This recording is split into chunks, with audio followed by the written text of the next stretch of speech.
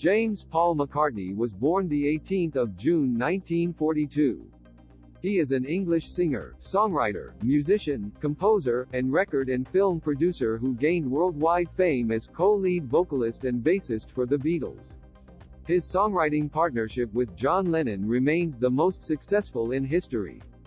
After the group disbanded in 1970, he pursued a solo career and formed the band Wings with his first wife, Linda, and Denny Laine.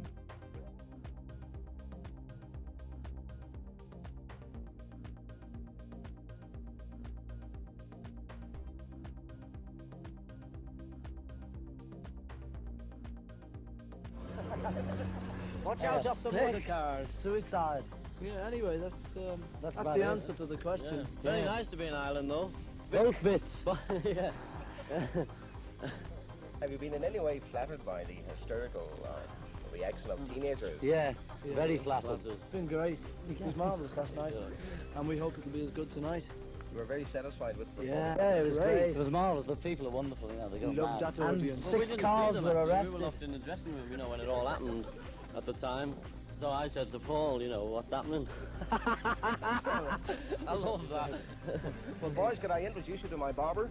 Yeah, No, that's still less of the gag. Do you know you look like Matt Monroe? Yeah. Give us a Russia with love. Thanks, boys. Thank you very much.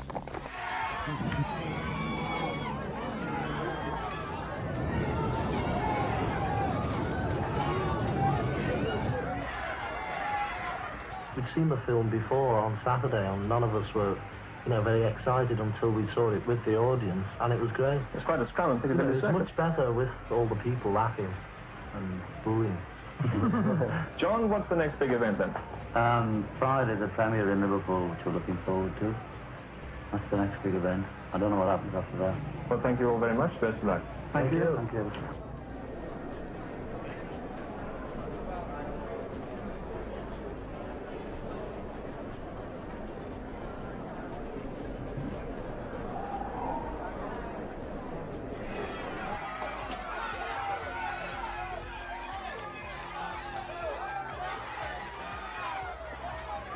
Well, I find myself in distinguished company. The second time. And may I, without more ado, introduce George Harrison, Hello. MBE. Oh, thank you. John Lennon, MBE. Oh, sorry. Ringo Starr, MBE. and Paul McCartney, MBE. Now, a general question to all you gentlemen, and I must call you gentlemen now. How do you feel, John, about having the MBE? I feel great, we're honoured. We are, though. Were you terribly surprised? Yeah, everybody was, I think. Well, I think we were the most surprised. Us and Donald Zack. George, Yeah? what was your first reaction when you heard you'd been awarded the MBE? Well, I didn't believe it really at first, but then when they sent me all bits of paper saying that, and you wrote it in the papers, well, you have to believe it. It's great, Didn't expect it at all, Ringo hasn't told his mum yet. Is this true, Ringo? You haven't told your mum about this yet? No, she'll have read about it today, though. Were you surprised at all? Yes, very. When did you first know you'd been awarded the MBE? 2 days ago. We had the form 6 weeks ago to fill in, but we didn't know we'd actually got it from 2 days ago. Did the form come with the rest of your fan mail, or did it come separately? In a very sort of impressive envelope? Yes, we all thought it was caller papers. I keep using that line, it's not mine. And but when we opened them, it was, if you'd like to have an MBE, sign here. So we did. Yes, so we signed our name, Richard Starkey, MBE, not Ringo. Thank you very much. Still the same Ringo. Sent 2 bottle tops and we got it. Paul, how do you react to having this award? I think it's great. Marvellous. It is, isn't it? Well, you can't say anything about it. Do you think you really deserve an award like the MBE? I don't know, What does it matter? We got it, isn't it? You got a medal of the actual MBE. Where will you wear it? I hope it's on a bit of a tag so you can shove it around your neck, because if it's got a pin, you wreck all your suits. I don't want a bit of a tab on that. Your reaction to some of the holders of the MBE returning their medals in protest of the Beatles being on it? Well, my first reaction is that there's been a lot of public outcry about this business, which is completely stupid. The whole business of awarding MBEs is outdated, I think. Well, this Medal of the British Empire raises a question: where is the British Empire? It's purely an honorary thing. Give it to anyone you like. I don't think it's got any value at all. So why not give it to the Beatles? They've done more for export than almost anyone else put together. How do you feel about some holders of the MBE who are returning their medals in protest of the Beatles being honoured?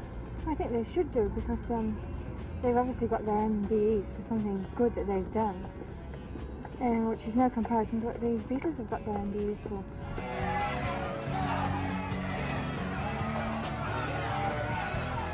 If I had the MBE, I think I should be slightly put out at being placed on the same level as a pop singer.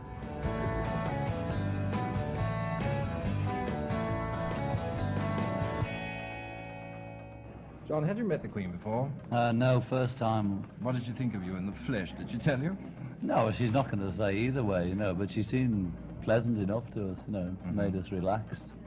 Ringo, what did she say to you? She seemed to spend rather more time with you. It wasn't that, really. She was talking to Paul and I butted in once, and then she said, did you start it all? And I said, no, they started it all. I was the last to join.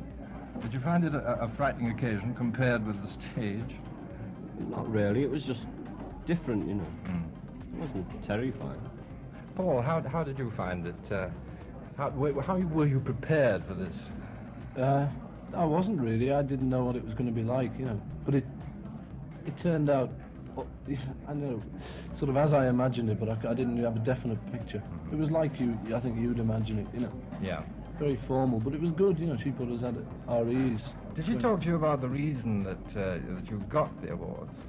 No, she didn't say a thing about that. The only thing she said to me was, how long have we been together? And I said, many years. To which Ringo quipped, 40 years. We've been together now. One of you, I believe it was George, am I right, said that you couldn't comment on Vietnam in this country, but you could in England. Could you elaborate on that a little bit? I didn't say that. Maybe one of us said that, but I didn't. It was me. Well, you know about that anyway, you know. I mean, we could say a thing about, like John's religious thing in England, and it wouldn't be taken up and misinterpreted quite as much as it tends to get here a bit. You know, I mean, you know it does. But it was. To say it again and again. Whip it up with it. The thing is, I think, you know, you can say things like that in England, and people will listen a bit more than they do in America, because in America somebody will take it up and use it completely against you, and not have many scruples about doing that. And I don't know. You know, I'm probably putting my foot in it saying that, but you'll be explaining for the next. Yeah, I know. Oh well, it's just wonderful here. Paul, good evening. Hello. John Edwards right here. How are you? Can I just have a brief word with you? Yeah? If you never toured again, would it worry you? I don't know. No, I don't think so. Wouldn't worry you? But because the only thing about that, you see, is that performance for us, see, it's gone downhill, performance, because we can't develop when no one can hear us, you know what I mean? So for us to perform is, it's difficult, gets difficult each time. You mean they don't listen to you, and therefore you don't want to do that? Oh yeah, we want to do it, but if we're not listened to, then, and we can't even hear ourselves, then we can't improve in that. We can't get any better. So we're trying to get better with things like sort of getting on very well in this society we've got. It's a bit too controlled, you know, because you suddenly you want to go and do something, and somebody says, "Oh no, subsection B, clause A, you can't do that," you know, and you say, "Well, why not?" Because you know, I'm a human being and that, and haven't I got my rights? I say, "Well, yes, but you're not allowed to do that." And you say, "Well, you know, if it doesn't interfere with anyone, it must be okay," and they say, "Sorry, it still isn't," you know. So people have suddenly, I think a lot of people have twigged that this, they've shut themselves in a bit, you know. They've got all these rules for everything, rules of how to live, how to paint, how to make music, and it's just not true anymore, you know. They don't work, all those rules, because you can't apply them, because it means then that you're assuming that you know it all, you know, and primitive man, us, and something else, you know, and we don't know it all yet. They're talking about things that are a bit new, and they're talking about things which people don't really know too much about yet. And so, you know, people sort of put them down a bit and say, well, you know, weirdo, psychedelic and things. But it's really just what's going on around, and they're just trying to look into it a bit. And these other people are looking into what else it is, you know, and what else its possibilities are. And it's a straight sort of inquiry that they're doing. They're not doing anything strange. You know, everyone's talking aloud. Everyone's talking to themselves, really. They're just all talking aloud, and they help each other, you know, by saying various ideas about things. It's a good environment, you know. If there's a whole gang of people that like cider, and you're a cider addict, then it's nice to be with them, you know. I don't think many people are going to come up with the answer. You know, I don't think anyone's going to come up with the answer for a long time. But at the moment, there are just sort of a few new fields that are getting opened. And people are saying, you know, well, this could be possible and this could be true. With doing anything like this, is that I remember when anyone, you know, when anyone did anything vaguely against normal things, you know, that I always used to think, well, he's a crank, you know, or if he sat down in Trafalgar Square, I thought, you know, there's the little pigeonhole to put him in, you know, he's nuts. A lot of people, anyway, think like that, you know. Once they see you say something about Vietnam, they think, of course, that's what he is, you know. He's a crank about Vietnam. That solves it. And I get a bit of that, you know, because I'm, you know, I fit into a neat little pigeonhole, which is like, you know, I don't know, rock and roll gone too far, you know. I think that's what people think. Of course, he's cracked. He's nuts now. Trouble is that all these rules, people getting frightened once they see someone who doesn't agree with the rules, you know, because it's breaking a whole foundation of everything they believe in and live in, you know. So that when these weirdos, inverted commas, come up and say, you know, look, my hair's long and it's great, you know, and I'm growing a beard, you know, and I don't care about you and stuff, then the people think, well, you know, what is this, man, you know? He should stick along with it all like us. And then even if he says, well, you know, you're all wrong, your rules are wrong, they don't want to know, really. You know, because that's their life, that's their whole shell. So you can't really come along and just burst it. You've got to do it very gently and say, you know, look, I really wish the people that look sort of with anger at the weirdos, at the happenings, at the psychedelic freakout, would instead of just looking with anger, just look with nothing and with no feeling, you know, be unbiased about it. Because they really don't realize that what these people are talking about is something that they really want themselves. It's something that everyone wants. You know, it's personal freedom to be able to talk and be able to say things. And it's dead straight. It's a real sort of basic pleasure for everyone. But it looks weird from the outside, but it isn't. It's really great, straight. I remember that was exactly what I wanted then, what I want now. You know, which is just to be able to move freely, you know, and do what you want to do as long as you don't interfere with other people. If you interfere, okay, then you've got to have rules against you, because you could just go around, you know, doing anything, which might be a bit of a drag for some people. But first of all, then we can have rules against that. But I mean, at least you must be able to do what you want to do without interference. Because, you know, there's nobody who's got any right to tell you not to, because they're only the same as you. You know, and it's really just, it needs everyone in the world to realize that inside them is the same thing that's inside everyone. You know, and that's all there is to it. And there's nobody better than anyone else. You see the word, any new strange word like psychedelic, you know, drugs, the whole bit, you know, freak out music and all of that. Don't immediately take it as that, you know, because your first reaction's got to be one of fear, you know. So if you don't fear it, then you can look at it straight and think, well, you know, psychedelic, now what does it mean? And then somebody might explain, you know. But there is this other point of view where if you don't know anything about it, you can sort of trust that it's probably going to be all right. It's probably not that bad, because like it's human beings doing it, and you know vaguely what human beings do. And you know, they're probably going to think of it nearly the same way you would in that situation.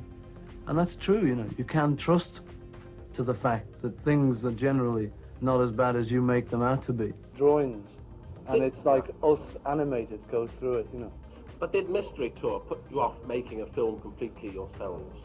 Yeah, we're only ever going to be cartoons forever now, because they really put us off those. It's a new career piece. Those no good damn critics. The film makes, the cartoon makes a bit of fun of the Maharishi. Does this mean that you've finished with him now? He's Well, a it's figure of fun. not finished with, you know, but we're over that phase.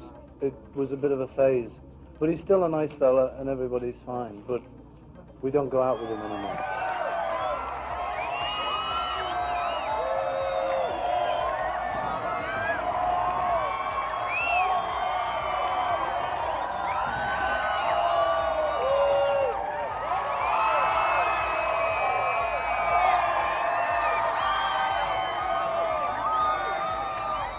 How did you enjoy your wedding breakfast?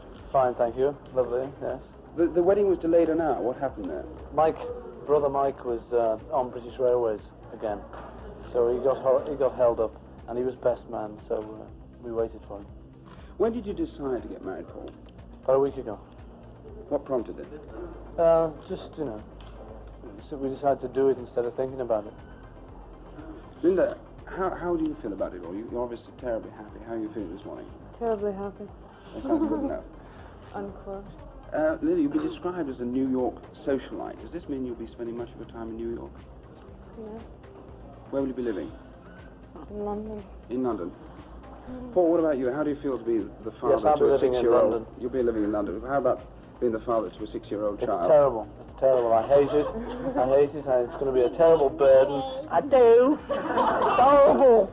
Yeah. You're on the telly. You're on the telly. Come on. Are you going on a honeymoon anywhere? We may get away in a couple of days, but I've got some work and stuff still to do. So that gets in the way of the honeymoon? It does, yeah. Where are you going to go to when you've I don't finished know. your work? Haven't thought of anything yet. What are you going to do for the rest of the day? You're going to have a celebration later, perhaps? Yeah, I'll take a bit of a rest first. It's been a bit hectic. Many of the fans, the girls who've been waiting outside the house and outside the hotel today, seem to be more than upset about this. What do you feel? I don't know what I feel about that, you know. This is a problem you've met before. No, it's okay. I talked to. I don't know. It's just different. Paul McCartney is a self-taught musician. McCartney is proficient on bass, guitar, keyboards, and drums. He is known for his melodic approach to bass playing, mainly playing with a plectrum, his versatile and wide tenor vocal range, spanning over 4 octaves, and his eclecticism, exploring styles ranging from pre-rock and roll pop to classical and electronica. McCartney began his career as a member of the Quarrymen in 1957, which evolved into the Beatles in 1960. Starting with the 1967 album Sgt. Pepper's Lonely Hearts Club Band, he gradually became the Beatles' de facto leader, providing the creative impetus for most of their music and film projects. His Beatles songs, And I Love Her, 1964, Yesterday, 1965, Eleanor Rigby, 1966, and Blackbird, 1968, rank among the most covered songs in history. McCartney's earliest musical influences include Elvis Presley, Little Richard, Buddy Holly, Carl Perkins, and Chuck Berry. When asked why the Beatles did not include Presley on the Sgt. Pepper cover, McCartney replied, "Elvis was too important and too far above the rest even to mention, so we didn't put him on the list because he was more than merely a pop singer, he was Elvis the King." McCartney stated that for his bass line for I Saw Her Standing There, he directly quoted Berry's I'm Talking About You. McCartney called Little Richard an idol, whose falsetto vocalizations inspired McCartney's own vocal technique. McCartney said he wrote I'm Down as a vehicle for his Little Richard impersonation. In 1971, McCartney bought the publishing rights to Holly's catalog, and in 1976, on the 40th anniversary of Holly's birth, McCartney inaugurated the annual Buddy Holly Week in England. The festival has included guest performances by famous musicians, songwriting competitions, drawing contests and special events featuring performances by the Crickets.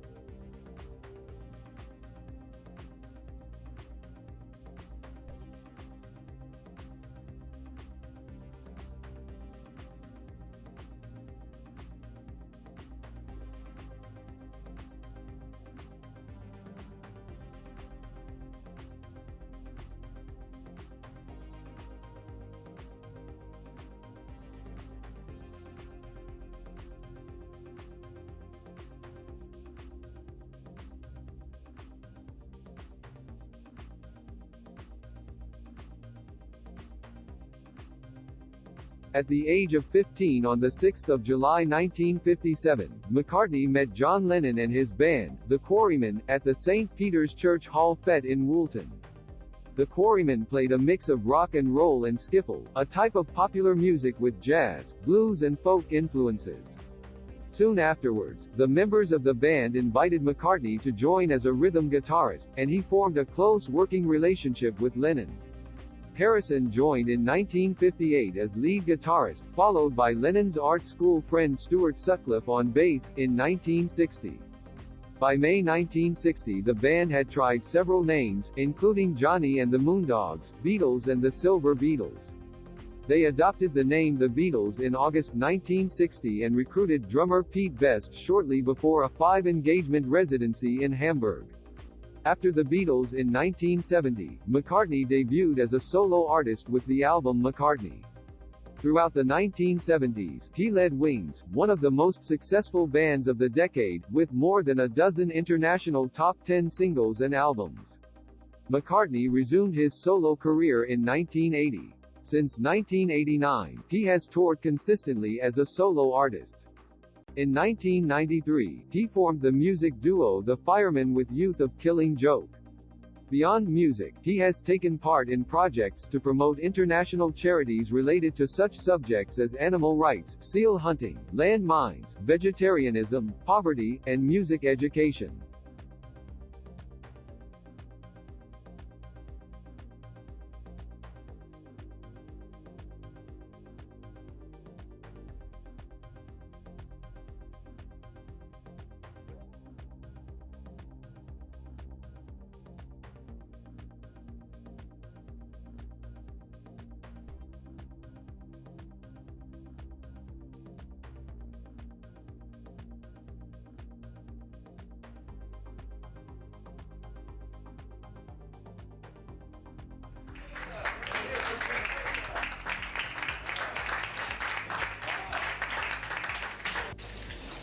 Bill? Why did you pick that particular environmental group to associate this with? There's no reason why it was that particular group. It could have been a number of groups. The reason is the issue. It could have been Greenpeace. It could have been Friends of the Earth. They were there at the right time. It's just a question of timing. You know, I saw them on a TV program in England talking about, I think it was the Exxon oil spill, something like that. But they seem to have the facts, and they seem to be a sensible group. So I talked to them, and they were sensible. Basically, the only reason I'm addressing the environmental issue is that I'm a father of 4 children, and like most people, probably everyone in this room, this year, when we found out that there was a hole in the ozone layer that was dangerous, I think it pointed up the environmental thing, you know, and the fact that we really have got to start cleaning up, or we're going to fry. Even the people, Exxon, have got children, and their children are going to want to swim in lakes and rivers. So it just seemed like a good time for everyone to start addressing the issue. So I'm really just helping giving them publicity.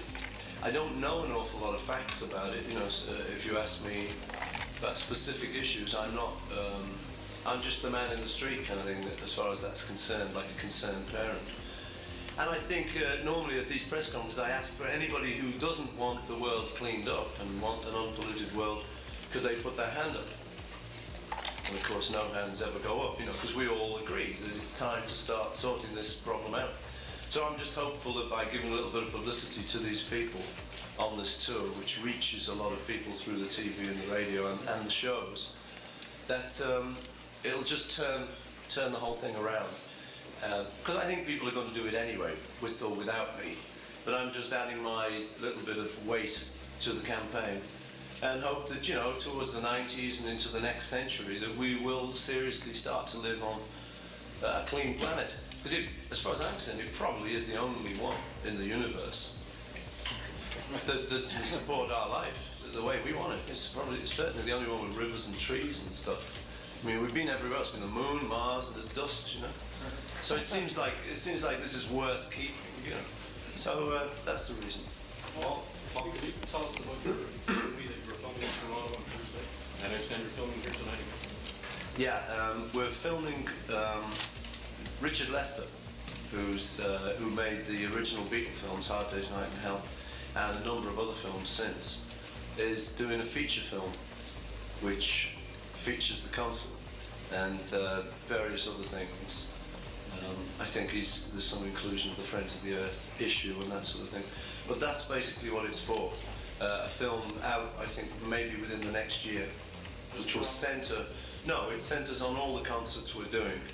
And he's taking some stuff in Toronto, some stuff in Japan, to get the kind of global aspect of the tour.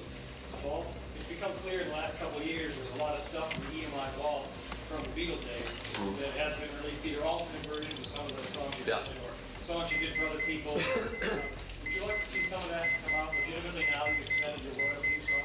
Yeah, some of it is going to come out. Some of it's good, some of it's bad. You know, like any of these kind of old rehashes. It's like Jim Reeves and Buddy Holly, you know, after they died, suddenly you see these kind of not very good records coming out with, like Buddy, they put the Fireballs on one of the records, if you remember, you know. They weren't very good records. But there are some things, there's some tapes from the BBC in London that we did, which are kind of terrific. You know, they were never our favourite tracks, I must get that out straight, you know, but the fact is, because the Beatles was what the Beatles was, and because it's a long time now, I think they have a certain interest. My favourite is John singing Leave My Kitten Alone. Okay? We just got bleeped. Yeah. Back in '87, you told Rolling Stone magazine that the two reasons to go on tour would be first to have good enough material on a new album to go on tour, and then to have a band with you. Yeah. This time around, I understand you're playing half of Flowers in the Dirt. You're playing not that many songs from 70 to 86. Is there any reason for it? No, not really. It's just the selection that we've done. I originally sat down when we were planning this tour and just thought, if I was going to this show, what would I like to see them play? And I wrote down a list of about 35 songs, which included stuff from the Beatles days through to now, to the new album. And then we goofed around with this stuff in rehearsal and found that certain ones work better than others live. Things like Sgt. Pepper, because they've got lines in it about "you're such a lovely audience, we love," you know. And I'd never sung that to an audience because the only time I ever did that song was when we recorded it. The day we recorded it, and then you kind of put it in the vaults and they released it. And the Beatles weren't touring then, so we never did that song. So some of those had to be in the set, really. And it's long enough now, since the breakup of the Beatles, for me not to really feel the pain of it. It's like an old divorce. You know, after a long time, you don't sort of hate the whole affair like when you're right on top of it. All of us refused to do Beatle material for quite a few years after the breakup. Really, in order to just kind of concentrate on our new careers and kind of get ourselves established as life after the Beatles, you know. So now I think we've ended up with 16 Beatles songs, 15 non-Beatles songs in the set. So it's a pretty good mix. But as you say, there aren't that many songs from the sort of Wings period. There are reasons. I mean, for instance, My Love Kintyre would have been a good record to do maybe in Canada because it's sold well here, and you've got a lot of Scottish people over here. And French like bagpipes too. But I mean, so I hear anyway. But in America, that wouldn't have made as much sense. So you've got to try and work it out so you get a set that will satisfy most people. I think we've got a pretty good balance. Well, yes. What stimulates your inspiration? My inspiration mainly just comes from fiddling around with music. I nearly always get the melody first. It's not often that my inspiration is a lyrical one. Something like Eleanor Rigby, I would have just written a da-da-da-da, and then the words start to come. That's mainly how I work. So these days, it's still the same. Sitting down with an instrument, and then if you find a nice musical phrase comes out, that's how I do it. But lyrically, it might be things within my own life, like my family. These days, I've got a song on the new album called Put It There, which is based on something my dad used to say to us as kids. Just put it there if it weighs a ton. Just those old silly jokes, you know. And I found myself telling my own son, put it there. Whereas that's your grandfather used to say that, you know, kind of thing you do with kids. And it just struck me as being a good title, so I made that into a song. But it's not all, and We Got Married on the new album is about, largely about my life. But it can be anything, it really can be anything. It can just be something I hear on TV or, you know, it's not necessarily, I also have another set of songs which are just made up and they're not about me. Although a psychiatrist would probably disagree. Yeah. After so many years, after so many songs, how would you describe your musical evolution now? Do you address the song the same way you did? No, you can't address it the same way because I was 25 years younger then. You know, I was just a kid fresh out of Liverpool. Everything was a novelty. Plus I was a bachelor, which changes things, you know. I still enjoy it as much, but obviously the novelty can't remain 20 years later because you've been doing it for 20 years, you know, it's impossible to keep it that fresh. I still love doing it as much. If I have a day off, that's when I write, you know, I'm supposed to be resting, so writing for me is resting. I've got a real interesting project on at the moment with it's a composer called Carl Davis who conducts and writes for orchestras. And we're doing a thing for the Liverpool Cathedral, which is to be in 1991, where it's a piece which is like about an hour or so long for the orchestra and for the choir. So that's very different from anything I've ever written. I don't know. Got to finish it first. We're halfway through. It's very interesting for me because normally the way I write is intro, verse, chorus, middle eight, chorus, good night. You know, it's the way everyone writes. You know, but with writing this other type of music, where quote serious, kind of like classical music for an orchestra, you never have to go back to anything. So it's very interesting. Or you come back in the fourth movement to a theme you had then. So it's a stretch, as the Americans say, for me. The Hofner bass is back with you on this tour. I'd like to know what attracted you to that instrument, first of all, and second of all, is that the original?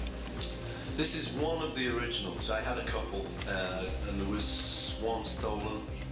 But this one here, it's got the actual, you see a little bit of plastic up at the top of it, on the side. That's the actual gig list from Candlestick Park. So it's just a little piece of paper. It starts off rock and roll music, Babies in Black, I Feel Fine, I'm down. And finishes with Yesterday spelt wrong. But, so yeah, what originally attracted me to that bass was being left-handed. I would always play other basses, and because of the cutaway and because of the arrangement of all the pickups and all the knobs, I always looked stupid. And anyone could go, you can't play it. It looked like it, because I had to turn it upside down and restring it. And the good thing about this was it looked kind of symmetrical. You know, the violin shapes are symmetrical, so even if you turn it upside down, it doesn't look that mad. And plus, I didn't have a lot of money. I was working in Hamburg, and it cost about 30 quid, 30 pounds. I'd hate to tell you what it costs now. How do you feel about the way? It's gone up a bit. How do you feel about the way Tears for Fears has borrowed the Beatles sound for Sowing the Seeds of Love? Do you have any views on that? Yeah, I think it's quite nice, really. I mean, when I first heard it, it was a bit of a shock. It was like, oh, who are they kidding? You know? But I see it as a tribute. You know, they could have been doing a Doors takeoff, could have been doing a Rolling Stones takeoff, you know, and stolen that style. But they're quite honest about it. You know, they're quite open that it is a tribute to the Beatles, and it's purposely that kind of '67 Sgt. Pepper style. It's quite funny, you know. It's a tribute. You know, I'm honoured. This is two contemporary guys. One of them's being John, the other one's being me. So I mean, I'm going to put in for a royalty. Do you have an album? I haven't got the album yet. No, I've seen the single everywhere though. Paul? Yes, ma'am. I don't even know if this is a question. Earlier It probably is. It probably is, maybe. I just want you to comment on something to sort of get some insight into you. Earlier this week here in Montreal, there was this really horrible tragedy. Yeah. A lot of people that were affected by that are people who are your fans, and many will be here tonight and many won't.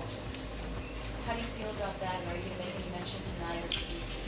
Well, I mean, I was really waiting until now to see who was going to mention what, you know.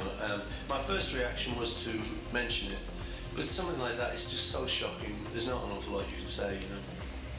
Coming so near to the anniversary of John's death too, it's weird. I was as shocked, I think, as everyone in the world. You know, we were in Toronto when I saw it on the news. I really don't know what to say. I think I'm like everyone else. What can you say? There's some guy. I mean, you can say maybe it argues for gun control, which I would say. Not everyone agrees with that. I think it should be harder for people to get hold of guns like it is in England. Over here, you can buy them in magazines and stuff, but that's your tradition. Unfortunately, like America, it's written into your American Constitution. I'm not sure if it's in yours, but the right to bear arms is in the American Constitution. It's a very difficult problem. Personally, I would say it argues very strongly for gun control, but you're going to get the National Rifleman Association kind of different with me on that. But you know, it was just one of those terrible, mad, shocking things that happens in our society today. I don't know how you stop it. Would you dedicate Let It Be, perhaps, or a song with...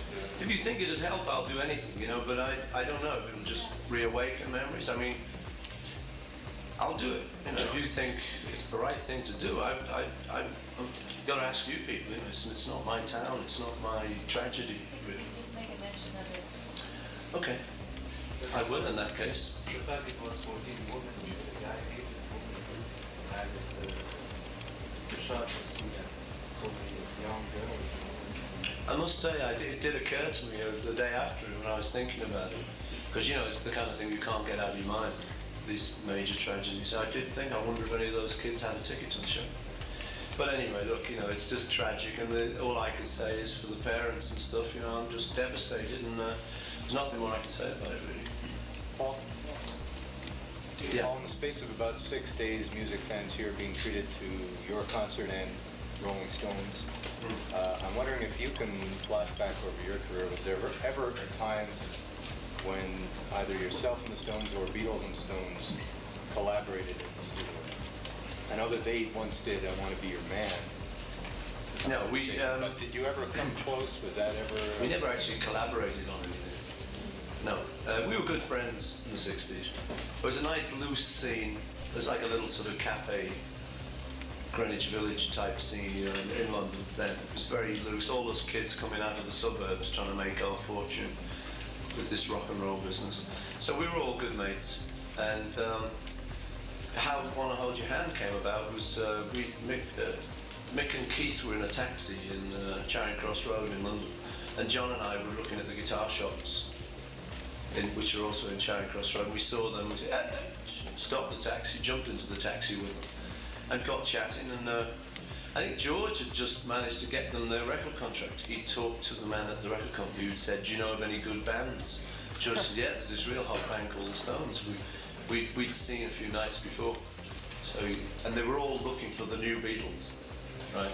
And this was the record company that had turned us down, so they needed to kind of do something quick, you know. So George Harrison told them about the Stones. And then, consequently, when we were in this taxi, they were now looking for material. And John and I suggested, I want to Be Your Man.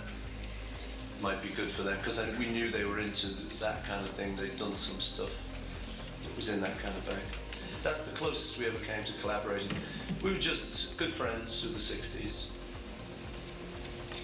Good guys. And the joke used to be that everyone used to think they were dirty, right? Everyone thought they had long hair. But you look at those pictures, they're very clean young boys, very smartly turned out, you know. It's really nothing like long hair is this. What do you mean filthy? He said, well, that Mick Jagger, he said he wore the same T-shirt on stage as he'd been wearing all day. I thought, well, that's filth, you know, that is real filth. What are you going to do? Paul, songs from the post-Beatle period, do you still really like? You say, oh, I'd do that again, or that's still... For the post-Beatle period, quite a few of them. Maybe I'm Amazed, Every Night, Band on the Run, My Love, Mulligan Time, We Got Married, put it there. My Very Face. There's a lot of stuff I like, you know. But I think that the thing, what happens historically is set against the Beatles stuff. You know, the Beatles stuff always looks better just because it was the Beatles. Paul, Doesn't bother me, no. No, I'm part of it all, so I'm quite happy. Paul have a and the deep emotion, visceral feeling when you hear, particularly a lot of the older Beatles songs. Yeah. Do you ever get that same feeling? Do you ever Yeah, I do. Every night. I get it every night at the gig, actually. Particularly with the song Can't Buy Me Love. And my theory is, because it comes right in with the hook. There's no sort of dun-dun-dun-dun-dun, which goes, can't buy me. And you haven't got time to catch your breath, and it's just one of those songs, just takes you right back. It kind of kicks me in the stomach every night. It's good. Paul, about technology. Sorry, he hasn't had a question. Do you wish to challenge other pop stars to make efforts?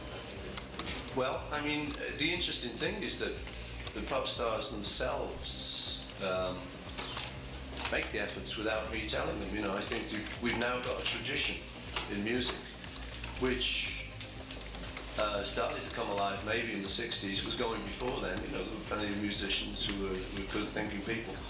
But I think, you know, with Bangladesh in the 60s, trying to relieve that famine problem, with All You Need Is Love, with some of the philosophies mentioned by the Beatles, and then more recently with Live Aid and with Prince's Trust, you know, helping kids get started and stuff. Then with Sting and the Rainforest, Peter Gabriel, there are a lot, and Amnesty International. I think there are a lot of concerned people, and I think it's great that they talk to the kids, and instead of talking about, wow, you know, the toothpaste I use, it's like, what are we going to do for the future? You know, what do you think? I think the audience is perhaps more thinking audience now. It's all a little bit more political than it was. Certainly Live Aid was a major political event. Wondering why you haven't played here in 25 years. I'm wondering that too. Why didn't Wings play here? I don't actually know. You know, I get this. They say, why didn't you play San Diego? Why aren't you playing Philadelphia? It's normally a question for the promoters. It's to do with availability of halls, often. On this tour, we've missed quite a few cities out that I would have liked to have done. I mean, we're not playing Texas, which I would have liked to have done. You know, I got a lot of fans in Texas. But it's something to do with the availabilities of the hall. You know, you've got to book these places like a year ahead. I don't get into that side of it, in truth. I like to play everywhere, including Moscow. Paul, I was reading this morning in the newspaper around Toronto, and they were saying that Paul McCartney, with the death of Leonard Bernstein, is now the greatest living songwriter. You mustn't believe what you read in the papers. It's not a heavy burden. It'd be heavy if it was the other way around. It's very, very pleasant, you know. I mean, I don't believe it, but it's very pleasant to be told that. It's a compliment, you know. Paul, what does it, I mean, how does your health support music? How do I do? I don't know, really. I'm a vegetarian, so this might have something to do with it. I've been a vegetarian for 20 years, and the whole family's been that way for 20 years, so I don't know. Plus, we committed to this whole touring thing about a year ago, so I've been kind of getting in some kind of training. I've been singing quite regularly. Why do you want everybody in your group to be vegetarian? Well, I don't necessarily want them to be vegetarian, but the thing is, on a tour like this, someone like me pays for the food, and I can't buy meat. Sorry, guys. I'm on the side of the little animals have to die, you know what I mean? Like, they're all very strapping people. So a couple of the guys on the tour, we did get a couple of complaints very early on. Because, you know, you've got big guys here, riggers, truck drivers and that. You know, there were actually only 1 or 2 complaints. But, you know, they figure they need their meat, you know, people with the steroids and all this. But I pointed out to them, I said, you know, gorillas, male gorillas eat little leaves, you know. And I said, I'll match one of them against any of our riggers any day, you know. So, you know, think about it. Yes, this question from Czech. Have you? Oh, great. You want to go then? Brilliant, okay, just a couple. Sorry for my English. Okay, man. My question is how one can become your friend? Because I get a little help from you. You told that you would like to play everywhere, and now you have a lot of friends. It's natural in Czechoslovakia, and there are a lot of now students started democratic movement there, and they love you, and I'm sure they would like to see you there one day. How do you see it? Well, I'd like to do that. You know, I'd also like to play Russia and stuff for the reason you say. There are a lot of people, I get a lot of letters from people behind what used to be the Iron Curtain, which now seems to be lifting fairly swiftly. I'm excited about that whole idea of the wall coming down and playing to those people. Looks like it's going to be easier than it used to be now. be very good to do. I'd like to do it. We're hoping to maybe do that kind of thing next year. Yeah. Would like to? Yeah, I think it's probably got to be the last question. Okay. One of the charms of the Beatles was that they were funny, they were fooling around a lot, and somehow after they broke up, there was a lot of grief, and then John died, and you know, and it seems like at the end of the 80s, you know, like George did when he was bad, it's easier to look back on it and laugh about it a little bit. Is that your case? Yeah, I think that's true. I think at the time the Beatles broke up, it was a more difficult time in my life, certainly. You know, why we broke up was because it was the business thing. We were actually trying to just hold on to the money we'd made up till that point. And there was someone trying to take it off us. So it was a battle, you know, which we won in the end. But it was a long, painful battle, and it broke the Beatles up in the process. So obviously everyone would be a little depressed, but time is a great healer, you know. This is why I can do the Beatles songs happily now. It's just time. There's enough time gone by for everyone to kind of forget that and just try and remember like the good times. And there were plenty of those. Paul, with that in mind, what is your personal relationship now with George Harrison? Very good. It's very good. I haven't actually seen him for a while because I've been on tour. Ringo's been out on tour, and I'm not sure where George has been. He gets about a bit. But do you ever like get together at you know, at Christmas or something? And yeah, I hope to this Christmas. Yeah, but yeah, the business thing has been in the way for about 20 years. But as you know, we've just solved that this year, and it's just finalised. So I'm hoping, you know, we'll get together now and get our families together. That's nice. Because they've all got kids, you know. We'll get the kids together. So it looks like it's going to happen. Happy Christmas. Bon Noël. Merci. Sure.